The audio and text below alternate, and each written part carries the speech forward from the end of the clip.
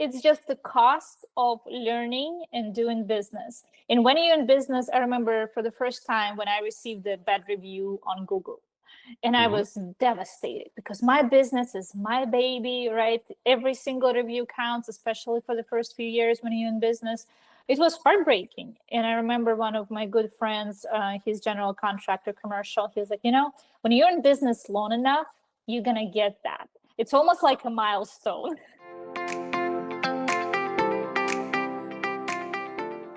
Welcome back, everybody. Chris G here, Hard Hat CEO, and today we're going to talk about something everybody has, and that's stress. And and the other part is we want to talk about the good side of things, mental health. And I have a friend here all the way from Austin, Texas, Irina Alexander. She's going to help us talk about that today.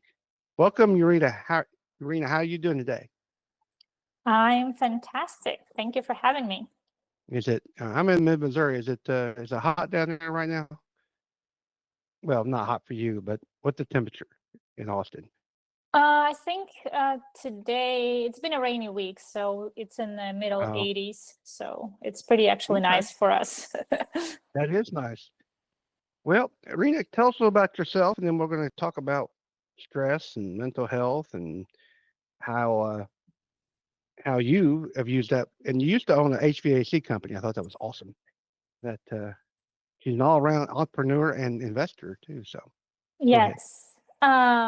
Originally from Russia, I've been in the States for about 17 years now. I think it's going to be 17 years this year. Wow. It's been a while. Used to own and run HVAC company, heating and air conditioning. Uh, Went through burnout after that. You talk about stress, running service-based company, and then went into studying NLP, neuro-linguistic programming, neuroscience, just to be a better human being, so to speak, better mom, better entrepreneur, better friend, better spouse, and that led me to overall journey of personal development and growth. And then after taking almost a year, 2 years off, I started a training company. And that training company evolved into a academy of motive action. And now we train high stress professionals, including first responders, on the emotional resilience, which is usually byproduct of all other things that we train them on, including communication, self-awareness, emotional literacy, and so on.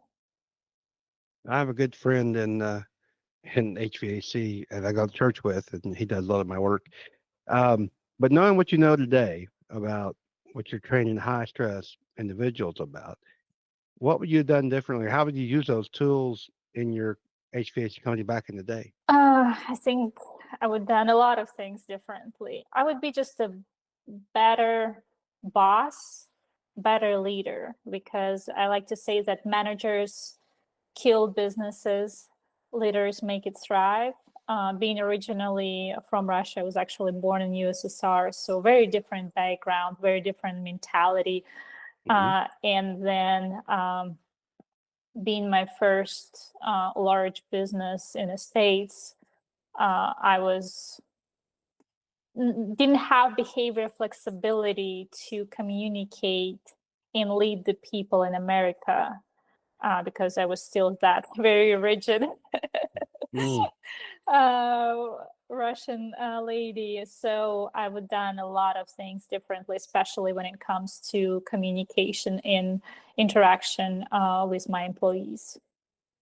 What kind of tools would you use, or tools or tactics to communicate It's better now that you teach? I mean, that you teach now. it's not just tools, it's overall the mindset and how I see what's necessary to be done to build a strong team where Hmm. everybody aligned, where the values match the reasons why they're there, and not just everybody doing their tasks and pull in different directions and just put in a check mark to receive a paycheck. I would truly build a team versus just hiring individuals to fulfill the position. So, how what you teach today? Um, how would we correlate that to contractors and business owners today that what are you teaching the high stress guys? Well, you do like what the high stress one is the pilots, not the pilots, but doing the control tower, and that's Uh-huh. like the high stress job in the world. They'd say you. What about the first responder type people? How do you correlate those types of? They're all in the same game, Hmm. right? About communication. So what do you teach that or that would be valuable to make Oh, and reduce stress? well, it's not even reduce stress. Stress is inevitable. It's not Right. like I'm gonna come to you and promise you a magic pill and all your problems gonna uh, Go away. go away. Like, It's let's managing the be, stress, I guess, right?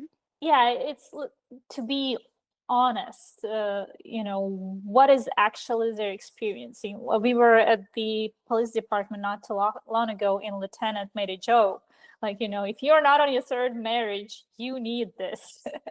And she was like, it's not a joke. Because they are great at what they do. They are taught tactical communication and negotiation. But when it comes to interpersonal communication, when it comes to time to go back home, it's like all their skills are out of the window. They shut down. It's that hypervigilance. It's a fight or flight response. And at homes, they don't want to do anything. They're very passive, sometimes passive aggressive. So realizing what's happening and being able to manage their their nervous system to Hmm. be able to function and not just shut down. So that's what we teach and train them, and how to communicate that to loved ones. I mean, I'm one of those people. When I teach and train for a long time, when I come home, I don't want to talk to anybody for at least 24 hours, depends on the length of the training. And it's not personal, but I'm like, I want to be in my bubble. I need to recharge. I need to get my energy back. And at first, it was taken very personal by my family, by my spouse. And now they just know it's part of my process. And it's like, okay, mommy needs rest, right? Like, Yeah. don't touch her. And when I'm ready, I'll get out of my room and ready to communicate. But I need that time. And I was able to clearly communicate and explain it so it won't be taken personal. But a lot of times people's like, it's all about us. We always think it's all about us and take it very personal. Well, in my household, it's all about Chris, and they make fun of me about it. But that's we try not to do that. But you have to be you have to communicate. You have to that's communication. We talk about that a lot.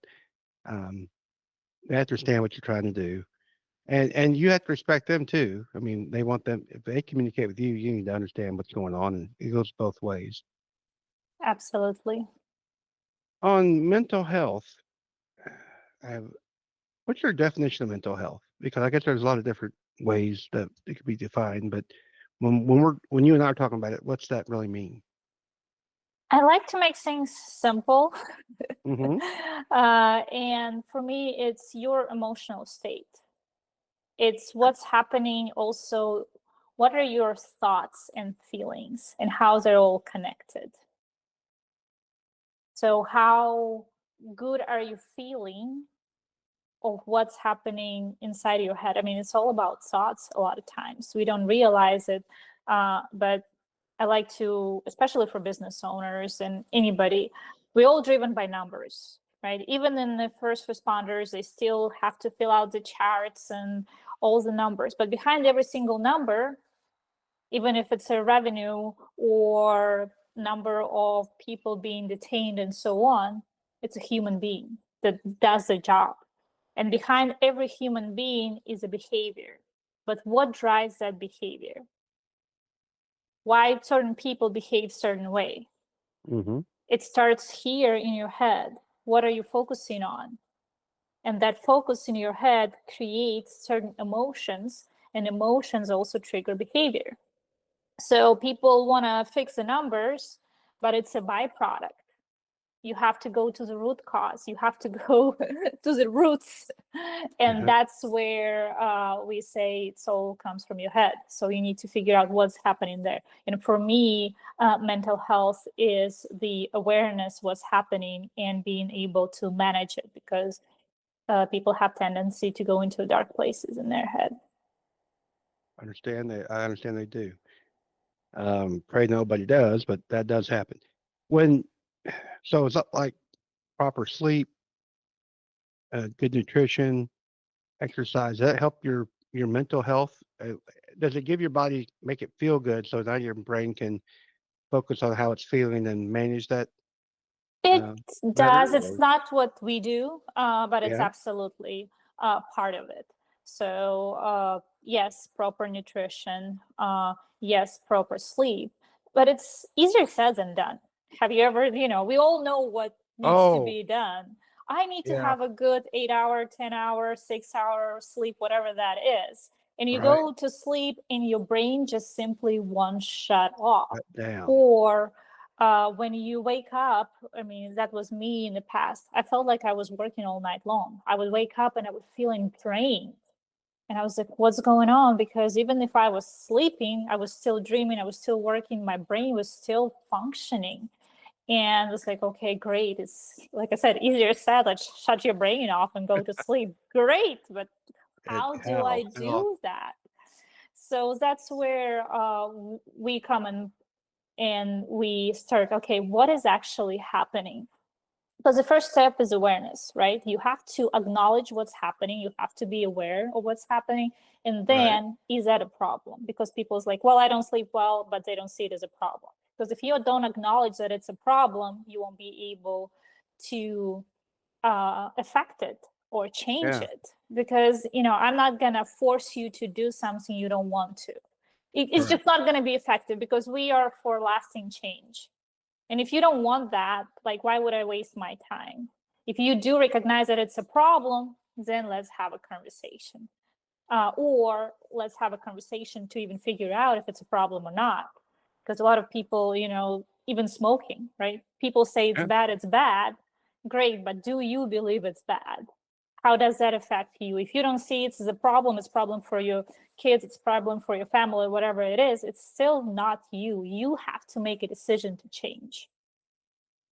So awareness, and say you decide to make that change. What's the next step? The next step is to realize the triggers, what's happening. We are very reactive. 99.9% we are not a pilot. We have our habits, we have our things that we've done, so stimulus, something that is happening that creates that response of us. Like I said, cigarettes is very easy, right? You got stressed, Sure. like, okay, let me have a drink or let me grab a cigarette, whatever that is. So that automatic motions, automatic reaction. And so what we create in a nervous system, we teach you how to break those neural pathways, how to break those old habits. So first, you create a little bit of space to make a decision instead of being like going straight into, oh, this person looked at me a certain way, or this person said it in a certain tonality, and it immediately sets you off. Let's create a space where you can make a decision. It might be a split second, but yet you are not reactive. You're figuring out, okay, I can go the old way and I know where it's going to lead me because I've been doing it for 30, 40, 50 plus years, or I can do something else. So it's awareness, and then recognizing what's happening, and then figuring out what can I do differently. Well, am I willing to do it differently? And then breaking the old habits and instilling new ones. That's kind of the simple way of explaining. Like me in the refrigerator. I could go to the refrigerator to solve. I'm stressed, and something like something has to happen. But I've well, you had to make yourself. Well, instead of going to the refrigerator, go outside or whatever. But that's Yeah, being aware of it is one thing, and then making a decision is another, I guess. So yeah, and it's like, okay, yes, and right, it's also the coping mechanism, right? The rage is not a problem. because if fridge would be a problem, everybody who has a fridge in the house would have that problem. So what's What do you happening in think? you? What do you think? Was it like, oh, I believe if I go to the fridge and grab a Coke or whatever that is, nice cold drink, that will make me feel better, or it will make my problem go away for a split second or split minute, whatever it is, and realize, okay, well, there's a better ways of dealing with that. Because a lot of people is just they're trying to cover it up with food and some other habits that are only temporary relief. Other than mental health, what other kind of, and when you talk about stress, you have good stress too, right? And I know Do you what's good have a stress. And I it's guess once it, it's mhm, well, my buddy watches NASCAR, mhm, and the drivers are stressed, but it's good stress is in competition, for example. That could be good stress in a way, or even physical working out. You're stressing your body mhm. to make it stronger. You talk about the managing the stress. I guess how do you manage it? I mean, you're aware of it. You made a decision you want to deal with it. Let's go back to the brain not sleeping at night Mhm. thing. How do you turn your brain off once you decided, yeah, I know my brain's awake and I want to change it, but how do you turn the brain off at night so you can get some good sleep? I want to go back a little bit about the stress first, and then how you turn it off, good, Sure. bad. I had a potential client, I think it was a year or two ago. Yeah. His daughter um, has a very rare, very unique disease. They've been Hmm. flying all over the country trying to heal her and figure out what's going on. And because of her illness, Right. he was able to generate company, startup company in tech industry that's been producing a lot of money. And when we talked about it, and he was a referral from one of the trainings academies that I provide training for, and he was like, this is my motivation. This is why I was able to do what I do. He was like, I don't want you to take that stress away from me, because I know if I won't be, let's call it, triggered by that, if that will no longer trigger me, I Hmm. will not be able to work the way I work and push the way I push. So That's good stress in a way. for him, right, Yeah.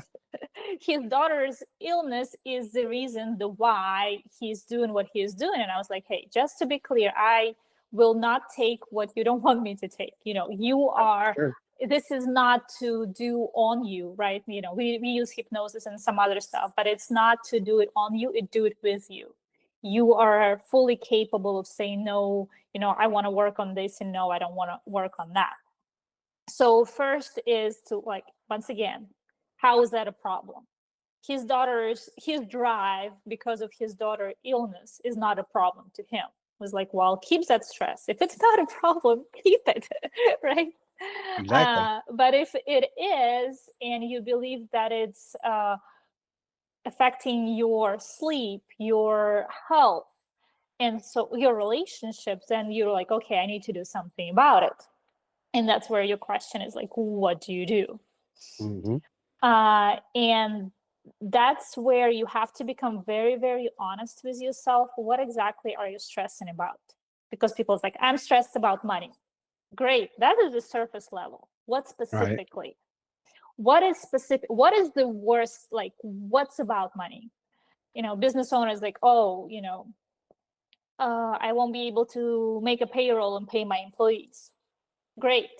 And okay, so how's that like, what are you afraid of about that? How specifically? So you have to get to the, and then people's like, oh, I'm, what people gonna think about me, how I'm gonna be perceived. So you want to get to the root cause of what actually, because that generates feelings. Not having enough money, it's a surface level, but it's like, oh, I'm gonna be seen as a failure. Okay. Oh, I might have to file bankruptcy. I was like, do you know that Walt Disney Walt Disney, filed bankruptcy, and I don't know, Trump, how many times he filed bankruptcy. Like, you talk about people who are billionaires, millionaires, and they went through it and they survived. Yeah. So like, what's the worst thing can happen? Because a lot of times what's happened, our body is here and now, but our brain have a tendency to focus only on the past or the future. So it's very rare we're thinking about here and now. It's the stories from the past or what ifs from the future. Because not being able to make a payroll, it's all about the future.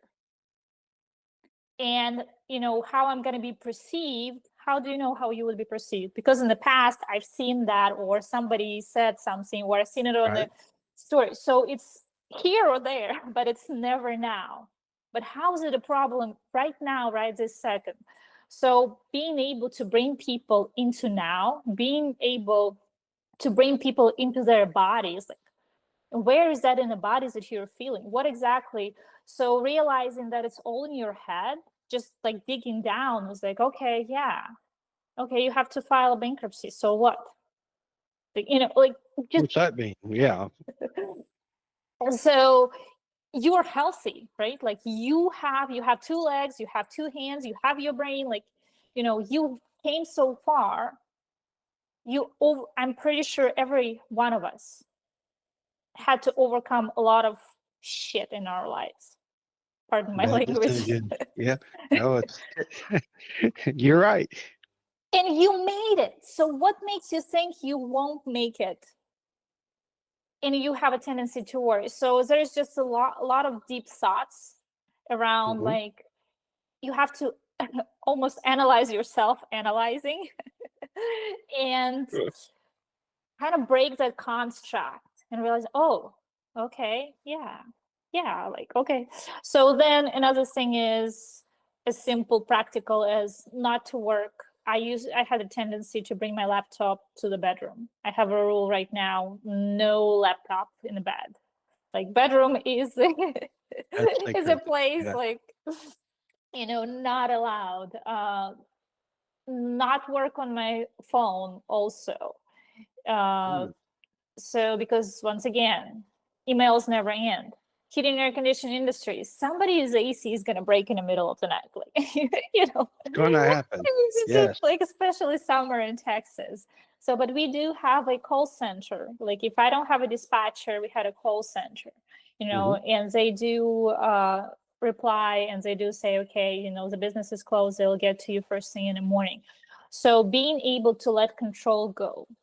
Once again, what's the worst thing can happen? And you have to set boundaries and educate people. Because if you were always answering the phone and answering text messages and emails at 9, 10, 11 o'clock at night, you train people that you're always available. When you stop doing that, people are like, what do you mean? You didn't answer my email or phone. So you have to, it's kind of like they used to see you as a square, and now you changed and you're a circle. But in their eyes, you're still a square. So you have to kind of like, hey, I've changed. I'm a circle now. Corners off. Yeah, knock those corners off. Exactly. It's hard to do. I've hired an office manager, for example, and it's hard to do, but it's actually refreshing too. That I can turn my phone off. Now it's taken a couple months, but I can turn my phone off or put it on do not disturb, knowing that somebody's going to answer it. There's an emergency, I'm going to find out about it. But even my dad's like, I mean, no, or my mom was like, well, like now, I got it on do not disturb. I'm with you. If it goes to Crystal, I know she's going to take care of it. That's one thing I broke. But also talking about the emails, I am bound and determined that I'm not going to look at this one email. I told Crystal, this is your email. Even though I have access to it, I'm not going to look at it. I just don't. You gotta. It's a hard thing to do, but it's a habit. I guess once you become, or you consider it a habit once time, or you more of a, like you said, you change from a circle to a square to the circle. Is that more of a habit or it's both? It's both. mindset, You're wired, right? You like, I'm on right? my computer, I'm gonna check this. I'm at you are anchored to it. Right? It's as like you're seeing the red light and you stop your car and you see green light and you press gas. So the same as with computer or your phone, you are anchored to it. That is like the behaviors that you used to. So first is awareness, right? Like it's consciously like, okay, I know that I want to do it, but I'm going to force myself not to do that. And then it gets easier and easier. And then it's like, okay, what can I do to replace it? And community plays a big role, or even somebody who keeping you accountable, or can kind of you tap on your shoulder and it's like, hey, remember, like, it's going to be okay. So you can set accountability partners. Kids are great. Especially if you have younger kids, as they say, hey, I'm trying to break this habit and not to do that. So if you do see me doing that, will you please tell me? Or they will tell you all day long. They will play that game. Poppy, you said a bad word. Yes, I know. Sorry. I'll try better. So it is a habit. It's like I said, that's the nervous system. That's your neural pathways that have been wired together for so long that you need to break them, and then you have to change it, right? It's kind of like pulling the weed out. If you leave a little bit of the root, it might still grow back. But if you do plant something else and you nourish it and you put water in it and you take care of it, the new habit will grow. But it takes intention. It's not like, magic pill. Once again, everybody loves talking about it, how easy it is, or just do this and do that. I would love that, but it doesn't work this way. And if you do have a magic pill, please let me know. I don't believe in that, or at least I haven't seen that in real life. I better put Pat on if you got one. So anyway, it's almost a fear too, though. I talk about not sending. I mean, it's one thing, sometimes in the office or not answering the phone. That's not the big deal. But you send crews out, and you send crews out for your HVAC. You send crews out to do a job. What if they do it wrong? Or what if they forgot to do this? And it's fearful because I guess you're worried about upsetting the customer. You're upsetting about not getting paid. You're upset about a lot of things. But I talk about you got to, at least at some point, you got to take the leap of faith that it's going to happen. And if something bad happens, then, okay, create a procedure or put something in place that doesn't happen in the future. Yep. That's basically all you can do, isn't it? I mean, you train them. You want to train as much as you can. You want to train them, and you want to make sure that systems and processes, everything is in place, everything. You also want to make sure that you have a good management system that, doesn't go straight to you. It first goes to the operations manager, and then he delivers good news, hopefully. But not always. And then see it as an opportunity to grow and learn. I had a client, she was opening next location, and she hired a bad GC at first, and she wrote him a check for almost 30,000, pretty much lost that money. And I was like, okay, this is what happened. You didn't do your due diligence. You didn't do your homework. He was saying very nice things that she wanted to hear, and that was great. And, she went with him. And I was like, okay, treat it as a $30,000 lesson. If you go to school, you're going to pay that much, if not more, to learn. So that was your lesson. Was it a hard one? Absolutely. Have you learned 100 or 200% on this one? And it didn't take you 4 years. You only learned it within a couple months. So it's just the cost of learning and doing business. And when you're in business, I remember for the first time when I received a bad review on Google, and I was devastated because my business is my baby, right? Every single review counts, especially for the first few years when you're in business. It was heartbreaking. And I remember one of my good friends, his general contractor commercial, he was like, when you're in business long enough, you're going to get that. It's almost like a milestone. That is like, okay, you can't be good for everybody. Once in a while, you'll get a bad apple. And so that was it. And I was like, you're right. Like, you get to a certain point when you have enough people in your database, when you serve enough people, once in a while something will happen, and it's almost like I said, it's a milestone. And I was like, okay. And we were able to deal with it, and the person removed his review and everything. It was all settled, but it wasn't pleasant. But it's definitely, it's kind of like fail forward, right? Or don't even see it as a failure, see it as a feedback, something that can be improved, something can be done, because it does feel yucky in the moment, but at the same time, as a business owner, do what you have to do and treat it as a stepping stone. And okay, what can I learn from it? That's always what I say. It doesn't matter how bad it is. What can I learn from it? And what do I need to do in order not to make that mistake again?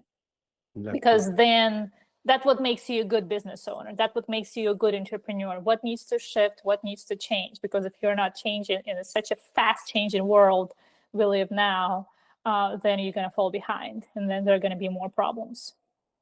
Talk about consulting sometimes, and you're talking about learning those lessons. You pay consultants just like lessons to avoid some of those silly mistakes that they've made. Lord, we know we've all made them.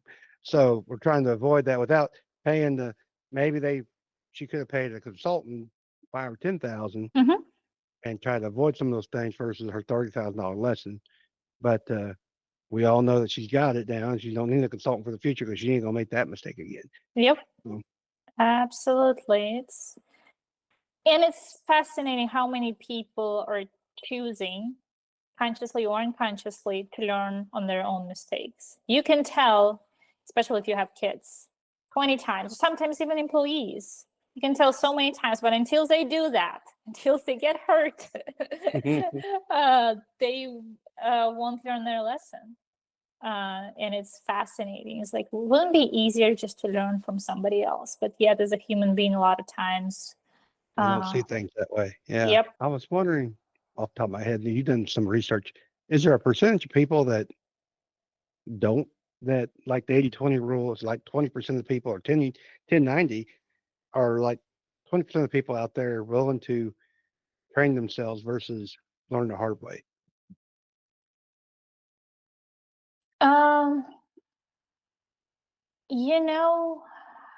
I would say 80-20 for sure.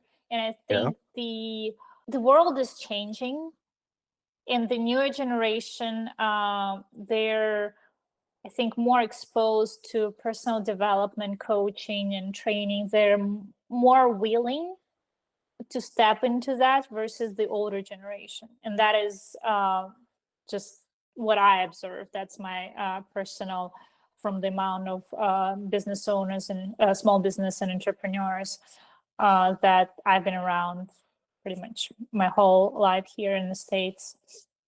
So the number is changing, and I think they are, newer generation, more willing to learn from other people. That's why they don't go to college. It's like, hey, what I'm learning in college in 4 years, I can pay somebody and learn in 6 months doing this program and how to.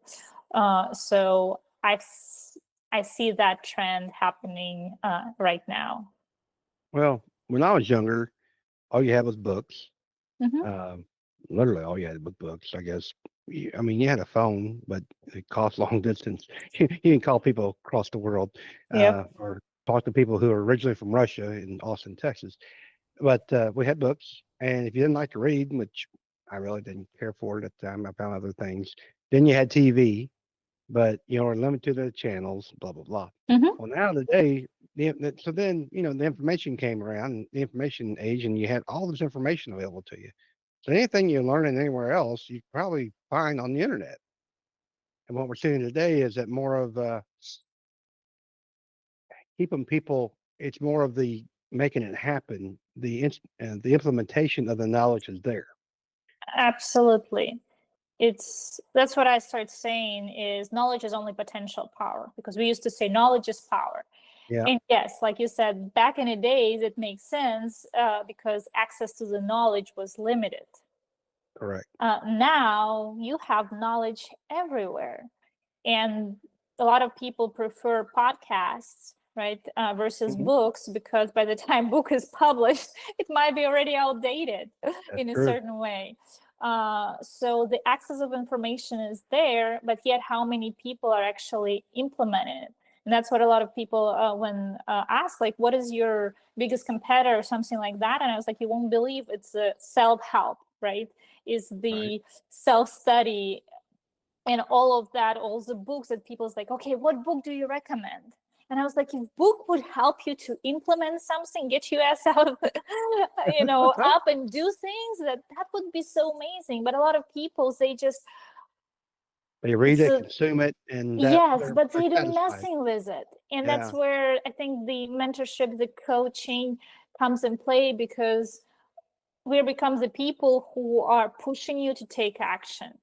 Like any training, anything we do is about 40% of theory and 60% of doing. Like we are rewiring your brain on spot. It's all about doing. Because, it's like, oh, I'm going to do it. I'm going to get home and I'm going to start. And it's like, no, bullshit. Don't even. Like, no, we're going to do it, and we're going to do it here and now. And that's, I think, what makes us different in overall, action over perfection. Absolutely. And business owners know that, because you're never going to be ready. It's never going to be perfect. If you have a cell phone, how many updates of each app and the whole operation system you have? If it's not weekly, it's at least weekly, I think. They come up with something new. So it's not perfect, but they keep improving it. So don't wait to be perfect. Just start doing it and improve along the way, because then you get a feedback from other people, from businesses and so on. And then you know what to improve, because you can think all day long, but until you start actually implementing it and real feedback from live happens, then you know for sure what needs to be improved and implemented. I like to say, make it happen, which is basically take action and deal with it as it goes. Yeah. So, Irina, thank you for your time today. This has been great. How would people reach out to you? I'll put it in the show notes, but it'll be in. Are you having internet websites and stuff like that? You go to? Yes. Motivaction.academy is our website, and all the social media links are there. We are on all the platforms. Email address is there, phone number is there. But motivaction.academy is the business website, and you can learn more about us and connect with us. Excellent. All the information will be in the show notes below. And as always, you can, if you like what we talked about today and need help making it happen, you can get a breakthrough session for free. Go to Hard Hat CEO. The link will be in the bottom, and set up a time with me. Irina, thank you for your time today. Stay cool in your. You probably have all the information for your HVAC, so you don't have to worry about it going bad. All right. Oh, thank you. Appreciate You're welcome. it. Well, all right. See you guys next week for another episode of Hard Hat CEO.